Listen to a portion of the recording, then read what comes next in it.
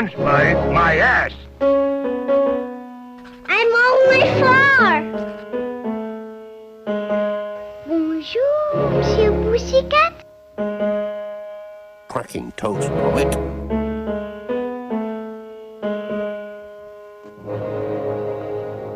Start spreading the news. Hello everyone and welcome to the short podcast about short films. I'm your host and today we're discussing the Academy Award for Best Animated Short. Today's episode is another end of season bonus episode where we take time to reflect on the decade we've passed, look at the major players and major themes, maybe share a few stories, and at the end I'll share my favorite shorts of the decade and give some non-nominated recommendations. But before I begin, I want to thank all the lovely people whom I had the privilege to invite onto this show in the past 10 episodes. So thank you to Owen Daly, Christoph, Fritz, Zeta Short, Casey Young, Sam Meltzer, Ronaldo Sosa, Gordon McNulty, Nguari, and Corrado Falco. I had an absolute blast recording with all of you, and I can't wait for the next time we talk. So, onto the recap. If the 1930s were all about Walt Disney, the 1940s were all about Tom and Jerry and MGM. They were nominated in every year except for 1942 and won 5 times, with the 6th going to another MGM short, The Milky Way. The immediate question is why? Why was Tom and Jerry so much more popular than any other studio or character at this time? I don't see a reason to believe it had to do with any sort of campaigning. MGM was a lot less powerful than they were in the 1930s, and I don't believe the larger MGM studio cared enough about the category to campaign for it. Honestly, I think the simple fact is just that people just think the Tom and Jerry shorts were better than the others. When looking at the different races, first off, the only shorts with any real chance of winning were either Disney, Warner Brothers, or MGM, and that fact is made clear considering they are the only winners, along with UPA when they get their footing, to win the category before theatrical animation goes kaput and the independent animators take over the category. And at this time, the 3 big studios had the same kind of setup to their shorts, the classic big guy, little guy dynamic, as Goran and I talked about. Cat chases mouse, chipmunks attack duck, bird commits suicide via cat, it's all the same setup, and the only variance is in the individual jokes afforded to the shorts by their settings, and thus, when every short is essentially the same story, the things that put one short above the other can be minute, perhaps imperceptible to an untrained eye. Something that some of my guests and I have remarked on multiple times when it comes to Tom and Jerry in comparison to the other shorts is how much more fluid the shorts are. Let's use Cannery Row as a counterexample. Well, in that, the jokes are very segmented. You have Sylvester try a scheme to get Tweety, it fails. Then it cuts to him pacing back and forth. Try something else, and it fails, pace back and forth. The gags don't really have any effect on the story around it. It's not building to anything bigger. And they're all very distinct, clear beginning and ends to each gag with no overlap between them. Meanwhile, take a Tom and Jerry short, you don't get that hard line between the gags usually. What happens instead is that the gags flow into one another, and not only that, there's often a continuity where the outcome of one gag leads into the start of the next one, or even something like Tom chasing Jerry from the end of one set piece to the start of another, a clear natural movement rather than a straight cut or a fade to it. Hey, all of this is not to say that Warner Brothers and Disney is inherently worse than Tom and Jerry, or that even Tom and Jerry shorts are just masterpieces. But the techniques are featured in a lot of their shorts, and it contributes to the sort of safety that one finds in the shorts. You can turn on a random Tom and Jerry short, and while it may not be one of the best ones, you can usually ensure that it's something enjoyable, something you can spend 7 minutes watching and not regret it. Now let's take a bit of a glance behind the scenes at MGM. A name that comes up a lot is Fred Quimby, who is the animation producer. While his name is on all the Oscars, it turns out that he has very little creative involvement in these shorts, which should be no shock to anyone who knows how animated shorts were made at the time. I bring this up just so I can point out how the 3 men who win the Oscars in these first 2 decades, Walt Disney, Fred Quimby, and Edward Selzer, all notoriously do not get along with their directors and animators, with Selzer being called humorless on multiple occasions, not knowing what a good animated short is, and pretty much hating everything about cartoons. And as for Walt Disney, I got into his problems a lot in our last bonus episode discussing the 1941 Disney animator strike. Thankfully, UPA's Stephen Bosustow seems to have a bit more understanding and appreciation of his workers, as he was an animator himself at one point. When it comes to non-Tom and Jerry at the Oscars, we have 2 wins for Warner Brothers, and something that I want to talk about now, which I think I also talked about in an earlier episode, is the fact that Warner Brothers doesn't really win as much as they should.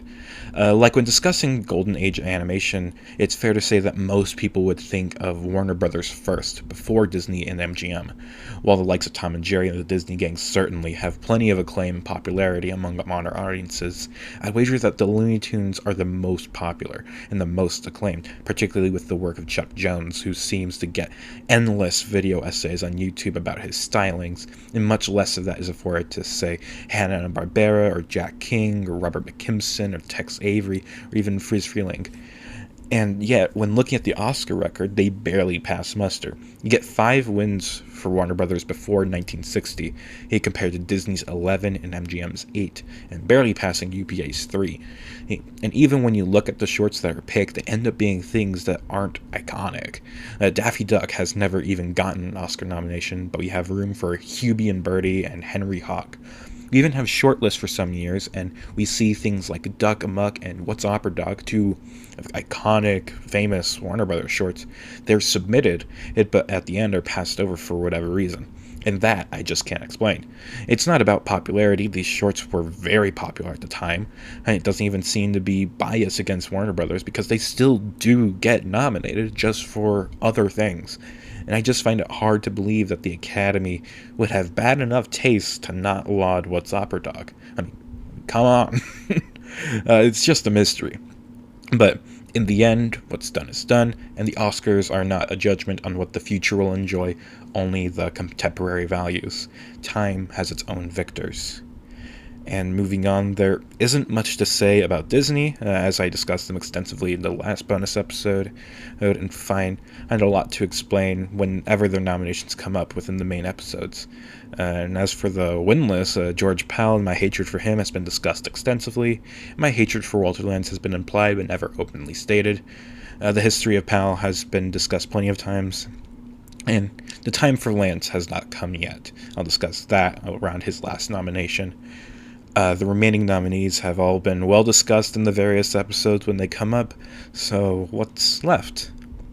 Oh, yes, the best part of the bonus episodes, my opinions. So here are my top 10 animated short nominees of the 1940s. Number 10 is The Yankee Doodle Mouse, one of the few shorts this decade that manages to be war-themed and also fun, and there isn't even any propaganda to distract from the Tom and Jerry antics, just pure fun and creativity. Number 9 is Rhapsody in Rivets, a fantastic blend of music and comedy using the construction site setting to great effect, plus Hungarian Rhapsody number 2 is a great song. Number 8 is Life with Feathers, deliciously dark comedy that's a nice change of pace in a category that's usually squeaky clean all the time. Plus Sylvester, great character. Number 7 is How to Play Football. The grossly undernominated Goofy finally gets a chance to shine, and shine he does. Just a non-stop comedy in the best sense. Number 6 is The Magic Fluke. A well-told story and good character work pairs nicely with the magic-themed gags. An underseen gem. Number 5 is Imagination, a unique short that tells a lovely story with a lovely song. Very old-fashioned, but it gets my emotions going, and it's absolutely beautiful. Number 4 is Mouse Trouble, everything you want from a Tom and Jerry short, featuring so many of the duo's best gags. Number 3 is The Cat Concerto, a twist on the Tom and Jerry formula, and with it comes great success. And I feel like this is probably the most well-known Tom and Jerry short, and that is for good reason. Number 2 is A Wild Hare. Bugs Bunny starts off incredibly strong, coming out of his hole fully formed and absolutely hilarious. It's absolutely a must-watch if you are a fan of comedy at all.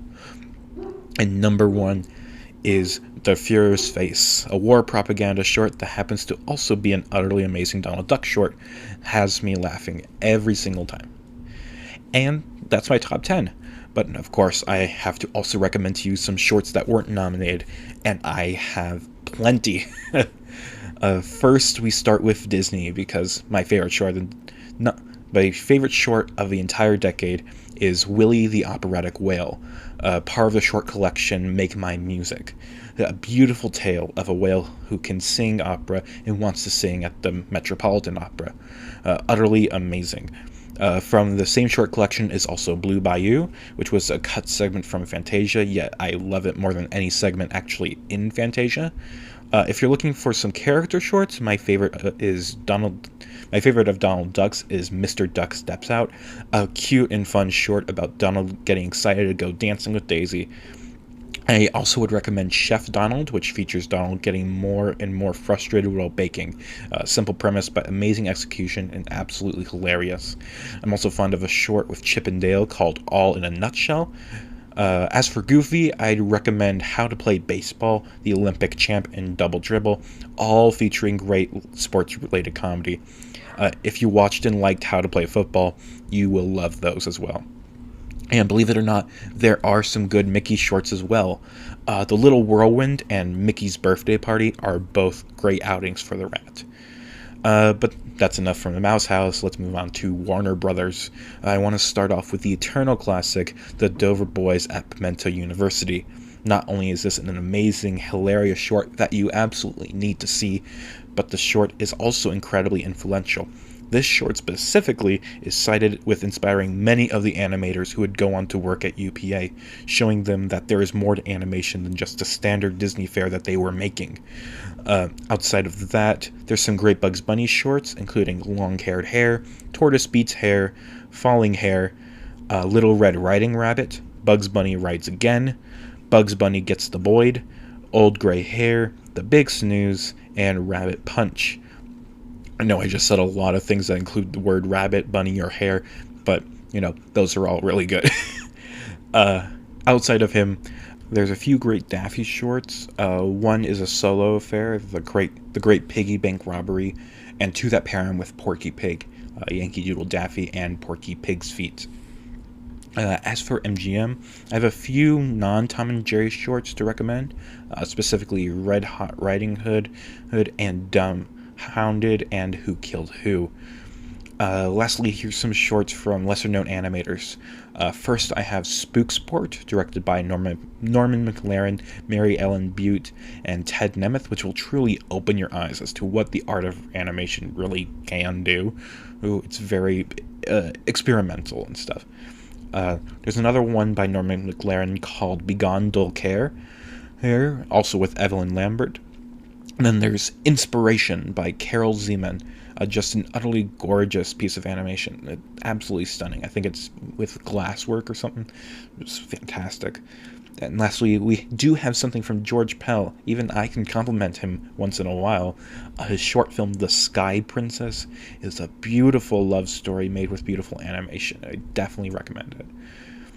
And I realized that I just threw like 60 shorts at you, all in short succession. So if you've listened this far and actually want recommendations, but definitely won't watch all of those, the absolute must-sees are Willie the Operatic Whale, Mr. Duck Steps Out, The Dover Boys at Pimento University, Red Hot Riding Hood, and Spooksport. That's 5 shorts, as long as a standard Oscar category. If you want just to watch a few, those 5. And I have talked long enough. Thank you to all of you who are listening. It is a joy to make this podcast, and it makes me even happier that someone is listening to it too. I absolutely cannot wait for the next season. I'm so excited to introduce you all to UPA and also watch the downfall of theatrical animation together, like we're the two characters at the end of Fight Club, holding hands as the towers crumble. This has been the short podcast about short films. Until next time, goodbye.